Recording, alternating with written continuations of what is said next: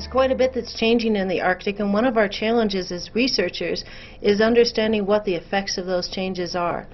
For this experiment, what we wanted to do is see if we could use unmanned aircraft to monitor both ice and ice seals out over the Arctic Ocean. This is a big challenge for us and always has been because it's a dangerous place to send manned vehicles. Well, I work with a number of Arctic researchers, and we all have the same problem. There's very little data out over the Arctic sea ice. I was talking with biologists about the most pressing needs to understand in the Arctic. I wanted to understand the ice, my colleagues wanted to understand the seal populations, and we realized how closely those two are interlinked. There are so many stressors going on in the Arctic right now. The changing of the sea ice is a big one, but there are also some other stressors. How the weather patterns are changing, how much sunlight is getting to the Arctic, and the pollution levels.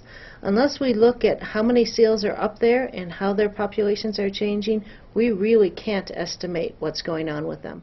One of the really interesting parts of this project is how we were able to identify seals in all of those images. We've tried in the past and we've failed. But then I heard about this company that does facial recognition software.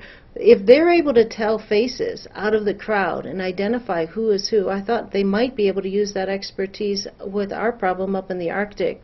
They've been successful in identifying seals in some of the most complicated snowy areas up in the Arctic. The Boulder Labs folks really surprised us.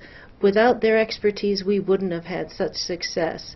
And I must say, we've had other groups try to analyze images looking for seals in the past, and they failed. So this is a big breakthrough for us.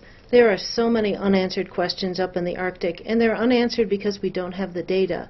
We haven't been able to collect it before. But now that we have unmanned aircraft and have proven the technology for looking at the Arctic, we'd like to ask how the ice is moving, what's happening to the polar bears.